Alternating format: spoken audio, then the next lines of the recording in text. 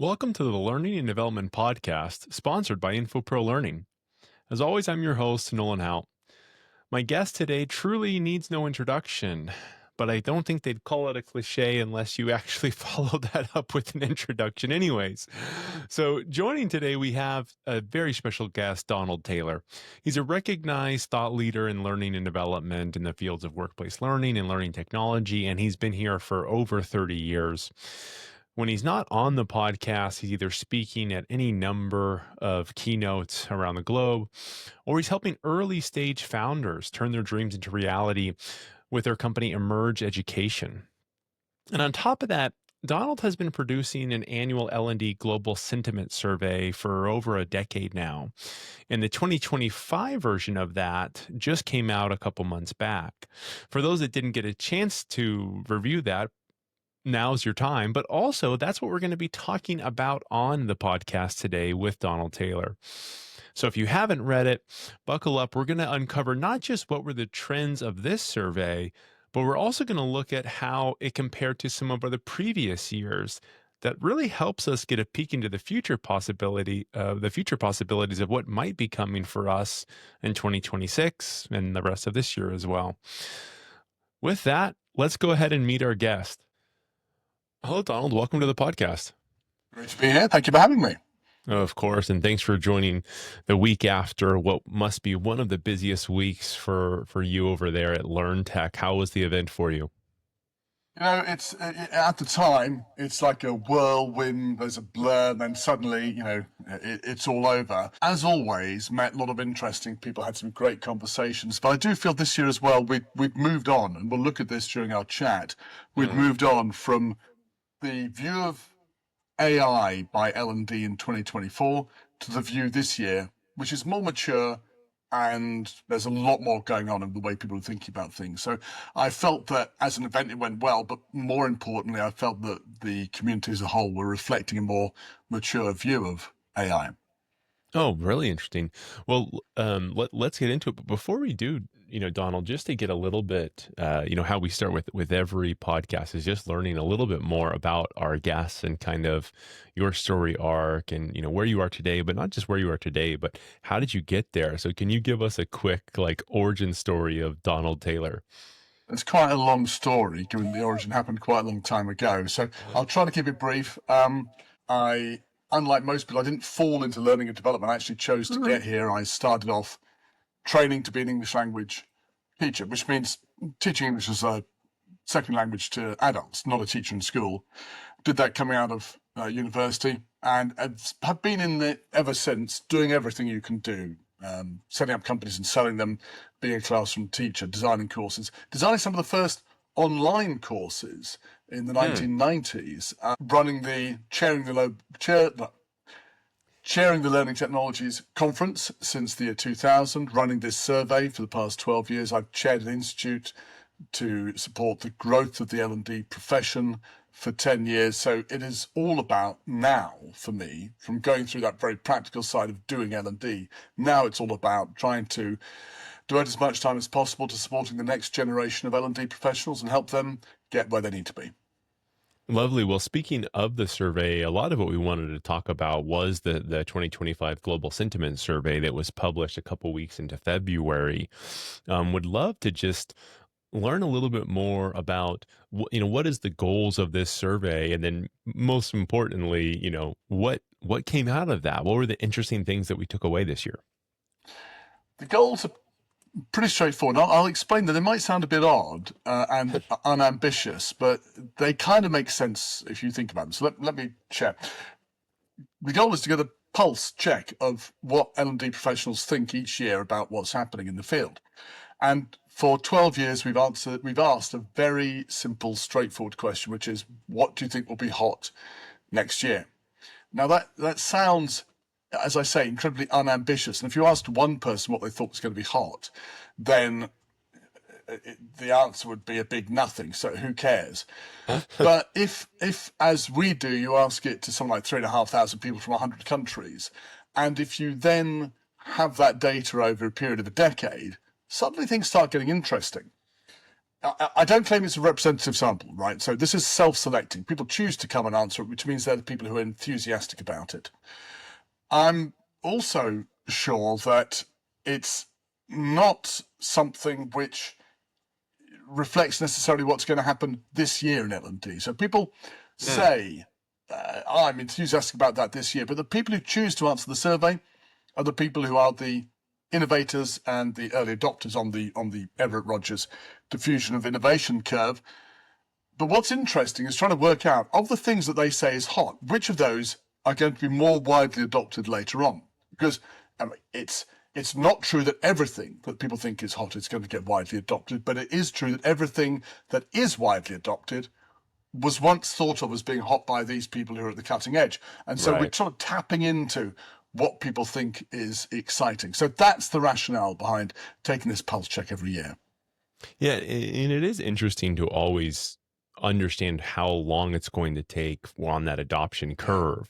I was just checking, I saw Brandon Carson, the CLO of Docebo, was at Starbucks. Before that, I think I saw somewhere he's like, hey, I was looking at my notes from 2012, a conference, and I had wrote down like, what's hot, mobile learning. And I was like, yeah, that was it was one of those things that everybody talked about, but the investment never really, even today, like, there's companies like Arist and things like that that are doing kind of text message learning. But it is interesting to see how the things that get talked about and then the where actually the investment comes and when down the pipe it comes. It is interesting. Mobile is a really good example of something that was super hot, and it topped the table of the first survey in 2014. And then it's slowly declined over the years. And I took it off a couple of years ago because I give people a list of 16 things to choose from. And that's a classic case of something that was hot because everyone wanted to know about it, but it became business as usual. So Aris is doing really interesting stuff, but that's less in delivery of training. It's more into reinforcement and behavioral change. It is certainly the case that mobile delivery, in the sense that it is taking content and pushing it out in a mobile format, that's something which went pretty mainstream within about 10 years. The same thing is happening actually with VR and AR. So what was super exciting burst up in our table and then fell away, and now it's moving into not business as usual for everyone, but it's no longer something which is going to be the answer to everything. It's an answer to some particular issues, and a very effective one. So what you have is a classic situation on the survey generally, where if something enables L&D people to do their existing roles in a more convenient way, then they'll adopt it. And it will take time, but they'll adopt it. And typically I find, from something being hot on the survey to being more widely adopted, it's anything between 2 and 5 years. That's not true of everything, though. And I'm sure in our conversation we'll have a look at some of the things which have been exciting in the past and haven't been adopted, and some of the things which probably should be more widely adopted, but perhaps won't be. Yeah, so let's kind of dig into that. When you started looking over the 2025 survey, and again, so it was released or out to the public and a couple months ago, which means you collected it. It's very recent. It's pretty hot off the press, and the results are pretty hot off the press. What were some of the emerging trends that we were seeing in this year's findings? I mean, the key trend that we saw this year has to be seen in the context of what happened last year. So last year, we had what I call the AI shock. If you look at the results, there's evidence in a variety of places that AI was just dominating people's thoughts. So the first thing is that, not obviously, but the first bit of evidence is that AI absolutely topped the table last year. In terms of the number of votes it collected, it was by far and away the biggest vote that we'd ever seen for anything on the table ever. Just to give you some context for that, it was 21.5% of the vote. Now, that doesn't mean that only 21.5% of people voted for it, because people can vote up to 3 times. So it means that probably 66% of people voted for it. I mean, and we've never had that before. Previously, the highest vote was 13%. Whoa. So that was massive last year, okay? But what was also interesting, as well as people saying it was super hot, the other question which I ask is, what's your biggest challenge in workplace learning, that's a free text question. And so people can put in whatever they like. Yeah. And some people write like little mini essays. But 60 people just pressed 3 keys on their keyboard last year. AI return. Bang, that was it. 60 people, when asked, what's your biggest challenge, just said, it's AI. So it was both what was super interesting, it was also what was super scary for people. So if we look at the context for this year against last year, the big trend this year is, well, it's not so much AI went up this year, which surprised me, we'll come to that, but everything last year, AI sucked up all the votes. Everything last year, almost everything, took a hit last year. It was what I call the AI shock. People were just voting for AI and associated things, skills and personalization. They shot up, everything else dropped down the table. But this year, value, and there are actually 3 options on the table that are associated with value, and those 3 things shot back up this year to the same level they were at in 2023. So just to picture it in your mind, 2023, everything's normal. 2024, bang, AI jumps up, everything else drops down. This year, most things keep going downwards, but 3 things drop back, move back up again. They are showing value, performance support, and consulting more deeply with the business. And these 3 have always behaved differently from the other options on the table, and they're all associated with value, and they all recovered their position this year. And what that tells me is that, with some other evidence, what that tells me is that this year we're recovering from that AI shock. We still think AI is really important, but we also think some fundamental things are really important too, like like showing value. That's really returned as a key theme this year. There may be lots of reasons for it, which, I don't know, you might want to guess at. Yeah. That is really fascinating. And I wonder, it's interesting that those 2 are connected, because I wonder how many people that are choosing return are understanding the push to have to adopt to something like AI to drive more return, to say, okay, well, if I'm not investing here or I don't know, maybe put a little bit more thought to it. I wonder how many people are thinking, okay, I need to be showing return. I've always known I need to show return. Yeah. But now with AI might be my easy button for return. Not that it's necessarily easy, but I wonder how many people are thinking, if I'm just able to implement AI, I bet I could get some quick returns. And that might be a lot easier than maybe some of the other options on my table. I think there are 2 possible explanations for it. One is exactly this. Look, we've got AI. It's a great way of collecting data and showing a correlation between the activity we're doing and the impact on the business. There's another possibility, which is, and we've seen some evidence for this, AI could take my job away from me. I'd better start showing value pretty quickly. Otherwise, there's a risk I may not have a job next year. So there are 2 possible explanations for it. We don't know which is which. We don't know what's in people's minds when they're voting. Interestingly, though, the answer to that question, what's your biggest challenge? I put the answers from that into 9 categories using an algorithm. And the only category that's consistently increased its proportion of the responses each year for the last 4 years is the question about resources. So have you got the time? Have you got the money? Have you got the people to do your job in L&D? That's increasingly seen as being a problem for people. So, and the phrase that characterizes that is doing more with less. People do feel that they have to get on with the feeling I get is that people feel they have to do an increasingly difficult job with the same or even less resources.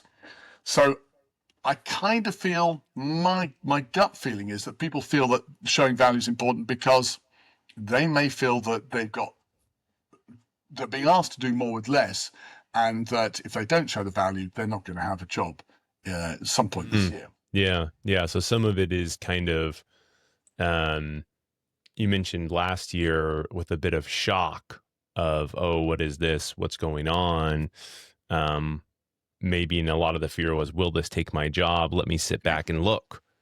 But then this year, I think maybe realizing, oh, well, maybe it will. If I don't do something, it has the potential. I can't sit back and wait. I gotta create my own destiny here and start leveraging and actually show that I am the enabler of AI. Without me, AI can't unlock the value. It needs me to help AI unlock that value. Yeah, I hope that people are feeling that. And I think that last year there was still a sense in some quarters that AI was a flash in the pan, that it might go away at some point. I don't think that anybody feels that anymore. I think that people accept that it's for good or evil, it's part of how we're going to be doing business these days. So we better get on board with it. Yeah, absolutely. And so we mentioned, AI almost seems could be kind of an umbrella that's hitting some of these. The first one Yeah. was return. What was the next one on the list? I had forgotten. Well, there are, as I say, there are three options which Right. together have this sense of value. One is performance support, one is showing value, and one is Showing. consulting more deeply with the business. And I think the idea in people's minds is that you consult with the business to see what the problems are, you do something that supports performance, and then you come back and you show the value that you've Mm, created. I think they're sort of associated in that way. Now, normally over time, what happens is that the votes that these things receive, that the options received generally go down over time. I mentioned mobile delivery earlier. That started off at the top of the table and came down to being right at the bottom, and I took it off the list. And that's the normal sort of progression. We're excited about something over time. Yeah, we get used to it, and either it becomes business as usual, or it becomes something which was exciting once, but now it's a bit old hat. We're not bothered, and we move on to something else. But the interesting thing about those three options is that for 5 years, up to 2003, they didn't go down. In fact, they very slightly went up over the course of the years. And hmm that's unheard of. Nothing else on the table does that. So clearly people see them in a slightly different light. What was very interesting in 2024 was how they were affected, like everything else, by AI, and then how they were unique this year and bouncing back. But I said earlier that there's this, it looked as if people had returned to what was important to them, but showing value was a Right. key thing, and they wanted to get back and vote for that. It's also the case that in individual countries, individual options which had traditionally been popular in that country also bounced back. So in the Netherlands, for example, performance support has always been very highly supported for various reasons locally, right? That took a hit last year, it bounced back this year. In Ireland, coaching and mentoring, same deal. Took a hit last year, bounced back this year. In Poland, micro learning. I'm not sure why, but that's always been highly supported. Took a hit last year, bounced back this year. So again and again, we see that two things happened. On the global scale, people say, we know value is important. At the individual country level, people say, yeah, this thing is important to us, and I'm going to vote for it. So but that echoes this point that there was an AI shock, and afterwards, people returned to what they thought was fundamentally important. Globally, it's value. Locally, it's whatever you've always voted for in the past. And there are a number of countries in which I can see that pattern being repeated. I've just given you 2 examples or 3 examples there. So I think that shows a return to normality for L&D in the sense that there's less of an AI shock. We're viewing the world a bit more sort of coherently now. Are we ready to take advantage of AI? That's a separate question. All I'm asking here is about the sentiment, not people's ability to actually deal with it. Right. And one of the things that I thought was interesting is, but I mean, you mentioned it's been kind of up for a while, or always been important, is the connection to the business. Mm. I was talking with a different gentleman about the role of consulting in L&D, Yeah. and kind of that being center stage, especially now. And I do wonder how that maturity curve. So I started my career in IT and tech, so custom development stuff, and that's mostly consulting. And I remember at that time, IT was kind of going through their own maturation of. Yeah. And at that time, this was a decade ago, everybody was talking. The number one thing was connection to the business. We need to understand the business problem we're solving before we just start developing technology. And I think and I see L&D is just slowly behind in the tech kind of, in their adoption curve. And because as I moved over, I realized kind of, I've seen this before. Yeah. And it's interesting because what happened was that the support system that helped IT do their job better just got better. Like those things, the coding, the low code, the no code, automated, they call it DevOps, development operations, like checking in code, checking out code, adding security, everything around the IT person's job was innovating at such a big number that those skills that used to be in such high demand didn't necessarily need to be developed as much as they did before, because we were developing tools. And obviously now with IT, if anybody's tracked that industry, AI has completely blown up that world. I was talking to a gentleman who launched an LMS product from scratch, sold that, and was starting another learning technology business. And he's like, I went to one of these, Silicon Valley founder days. And he's like, I felt so bad. These people came up on stage and they had talked about how they spent 2.5 years creating this gorgeous application. And I turned to my buddy and I said, man, we're leveraging AI. We could have done that in a week. And he's like, and I realized that, that it was so sad to think of it that way, but that was the reality is these people that had invested 2 years, if they would have started down that path today, it would have only taken them 2 weeks. So like this job, this idea of AI, or not even AI, innovation, helping us do kind of the task job quicker, makes the skills like connecting to the business more and more important. Do you feel that there's going to be or do you see, is there any, I don't know necessarily how the survey works, but is that trending upwards? Has it always just been level since you've been looking at that survey, of this idea of connecting to the business and being kind of that business interlock? If we look at that option, consulting more deeply with the business, Yeah. that has always been at about the same position in the Okay. table. And as I said, took a hit last year, it bounced back this year. In terms of what I know anecdotally and talking to people outside the survey, there's a real sense right now that AI is changing everything. And if you want to be serious and if you want to have an impact, then you need absolutely to be consulting with the business. And I know that people are starting to realize that AI doesn't just help you do what your existing jobs are faster, which is true. You can create content much faster with AI. But it helps you do other things that you couldn't do before. And I think the people who aren't very imaginative are going out and saying, oh, what can we use AI for? And the people who are smart are going out and saying, what problems have you got? Now, if I had an army of smart people, how could I tackle that? Right, now, substitute AI for army of smart people, and I've probably got an answer. And I think that the idea that you go out and you ask about the problem first is crucial.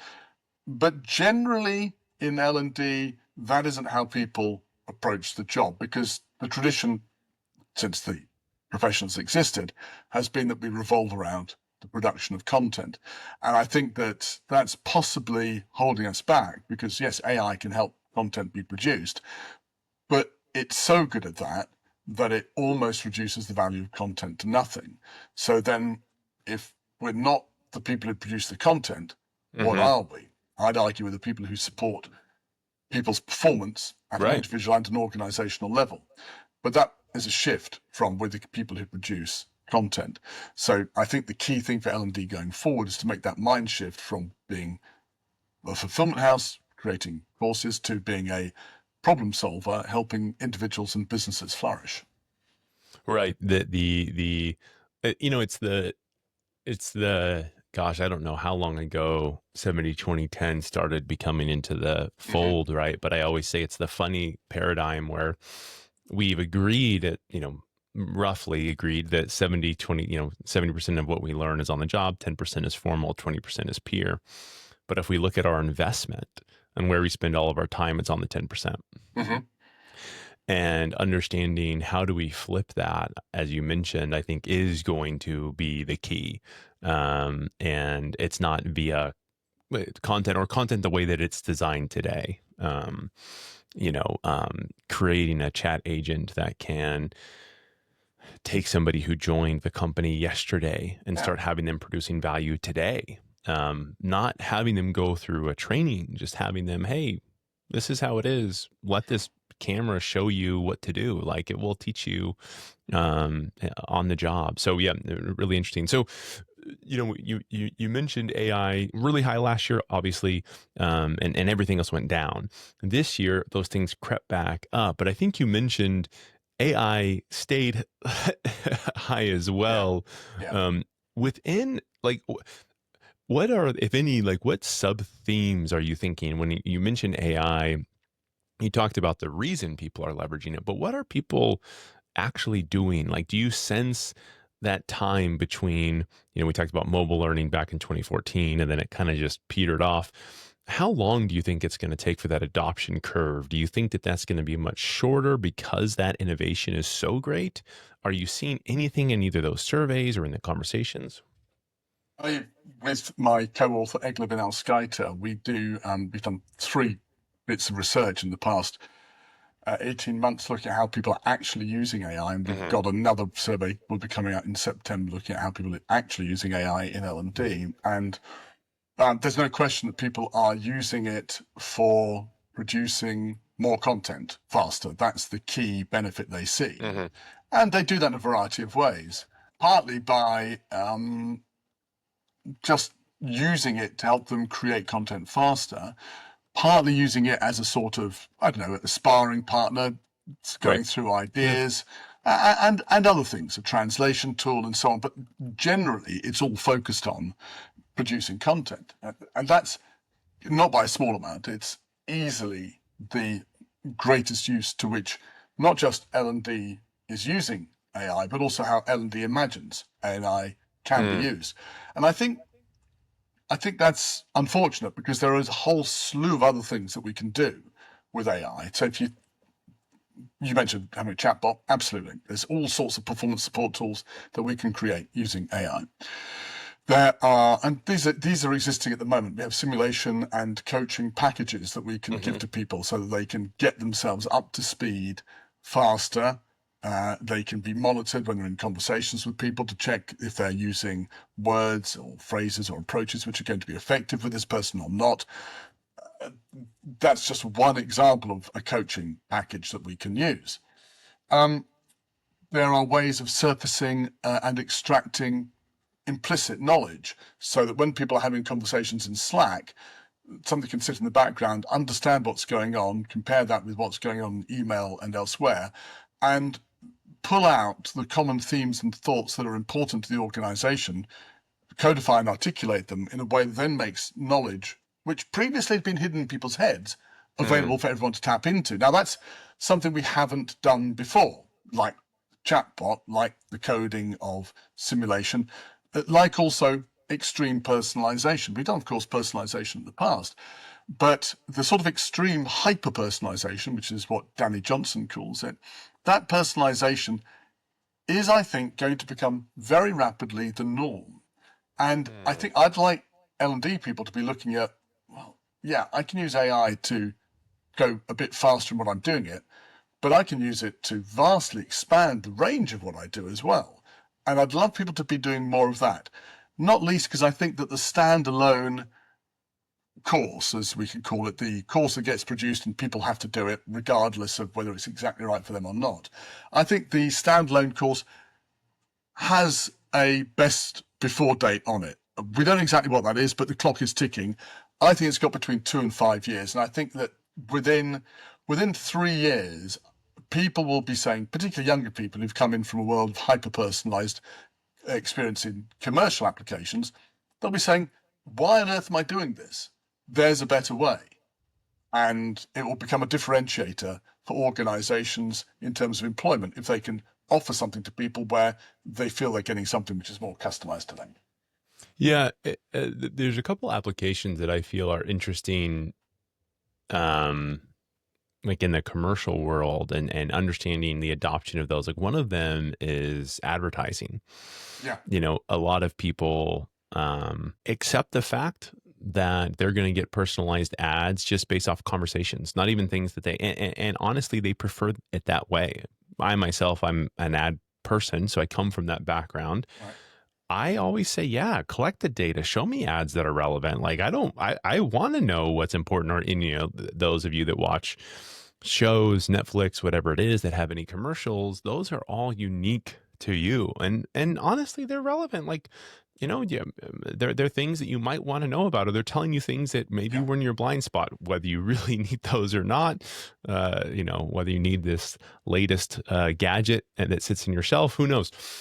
But there's almost an acceptableness to that personalization. And if you're being personalized in your entire life, especially the younger generation, that is a taken for granted. There's no other Exactly. way. That is the way. And so if you start showing them things like um, that aren't personal, they're going to be almost just like taken aback. Like, what the heck? I think somebody sent this to me by mistake because this was not me. So I think there's almost an immersion. But then the other thing that I've been talking with some people about, we just launched an AI leadership coach that's available 24/7. I There's the adoption of it. We don't know yet. We're just experimenting some internally, some with some of our clients to measure that. But my hypothesis was, I said, listen, Aaron, during COVID, all of these virtual therapists came online. Yeah. BetterHelp was a really prominent one here in the United States. I'm sure there's several everywhere else.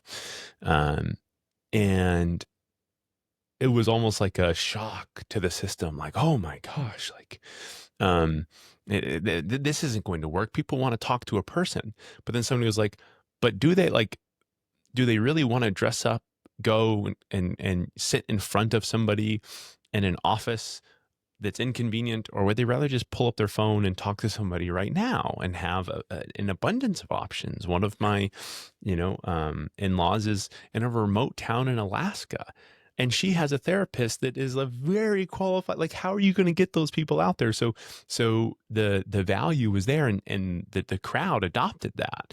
Now, even when that came out, people were saying, it's great, people are loving it, but we're still sensing there's some bias on the therapist and on the patient feeling judged by their therapist, which is just absolutely there.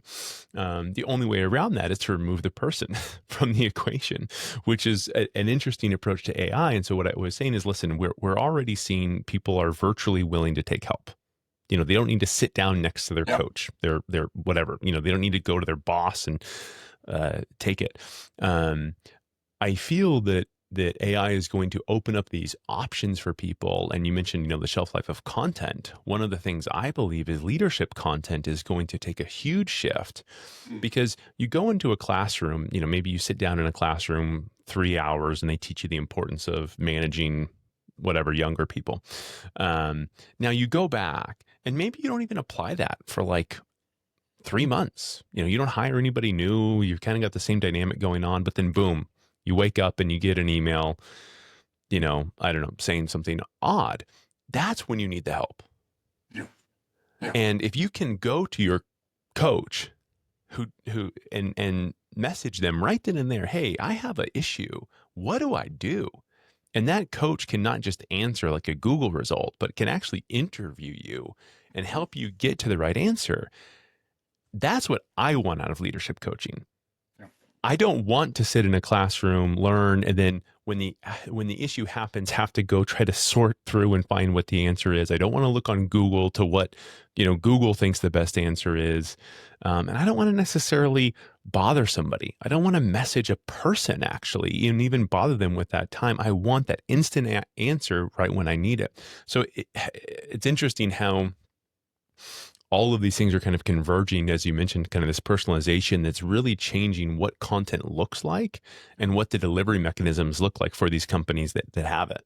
That's a quite radical step, but of course, you could go beyond that, and you could, like good old Microsoft Clippy back in the day, email comes in or message comes in saying, I'm a bit worried about this, whatever. That would trigger you to say, I need to talk to somebody about this. And your Microsoft Clippy leadership coach could pop up and say, looks like you've got an issue here. Do you want to talk about it before you even think about it? Yeah. Which actually for a lot of leaders might be really valuable, because a lot of leaders might just sort of launch into their default Yeah. response at that stage. Totally.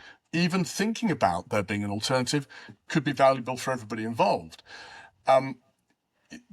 We're not thinking about things this way yet, but it's not going to be very long at all before it becomes very common. I feel absolutely sure, particularly I think in the leadership space. Leadership development gets funded because it's the leaders who write the checks for it, so they are looking after what they see as being crucial to the organizations. And if we've got that funding taking place, then you get some organizations with this sort of support for managers and leaders. And it would be for managers, not just top people as well. They're going to chat to their friends who work in other organizations who are going to say, well, what, you don't have that in your workplace? Oh, right. Suddenly it becomes a differentiator. Suddenly working in a place where you've got that degree of support makes it far more attractive.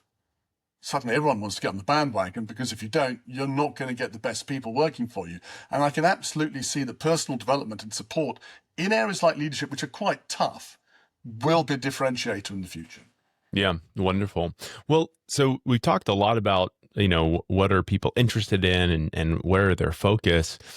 One of the things I want to unpack as we just kind of wrap up, what are those big like, what do you think the top challenges that people are going to have as we look forward 2025? What are those big things? What are the top 2-3 problems? I mean, I guess I could guess based off of, something AI, but but what are some of the biggest challenges that you noticed, either again in your survey or in conversations? Well, in terms of the challenges, interestingly, AI or technical issues were the biggest challenge last year, but not this year.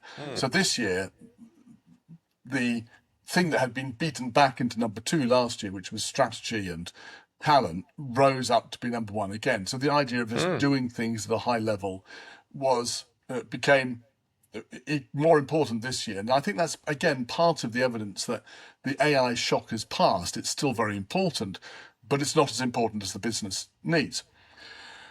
But I think for me, looking at the way we're using AI in L&D to focus on the faster production of content, that idea, I think, has to change. Because if we associate ourselves overly with content, we associate ourselves with something which is rapidly becoming commoditized. People throughout the organization will be using AI to create content, not just us. So why do you bother employing an L&D team? Now, I'm not saying that L&D's content isn't good. It is.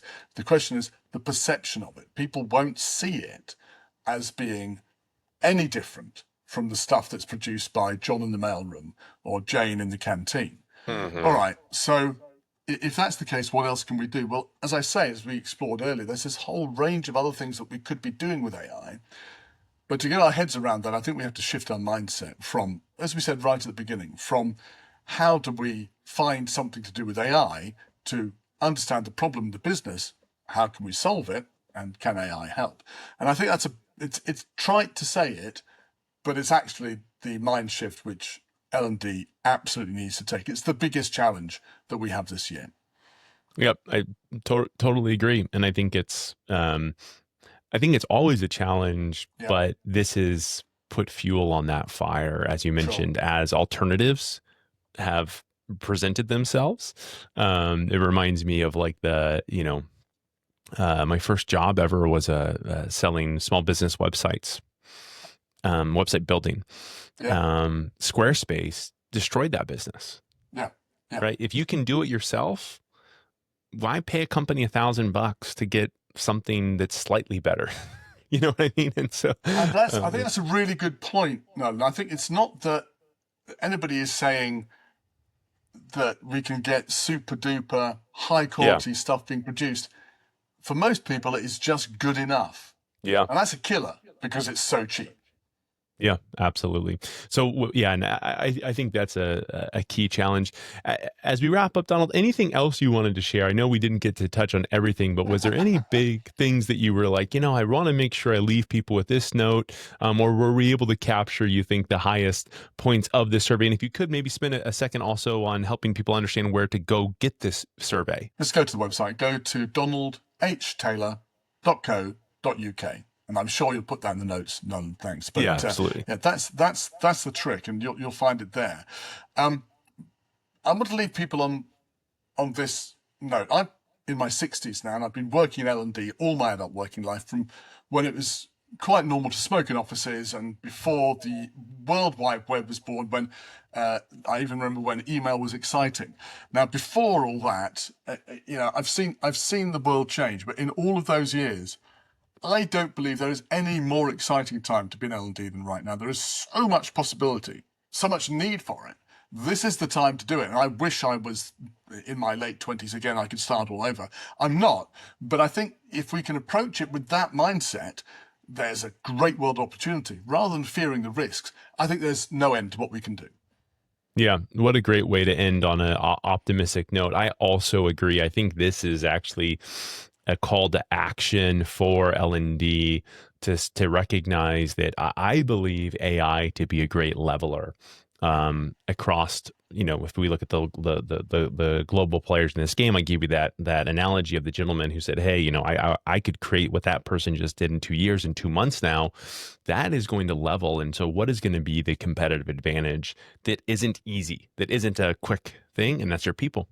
Yeah. And if you don't have that people resource, it's incredibly expensive and it's incredibly long tail. It takes a long tail for you to bring your culture, to bring your people back up to that.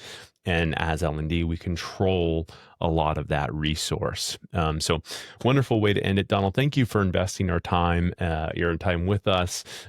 Maybe share a couple snooze, take a couple days off from recovering from LearnTech, and we'll catch up with you again, I'm sure, sometime soon. I hope so too. Thanks very, very much for having me. Thank you.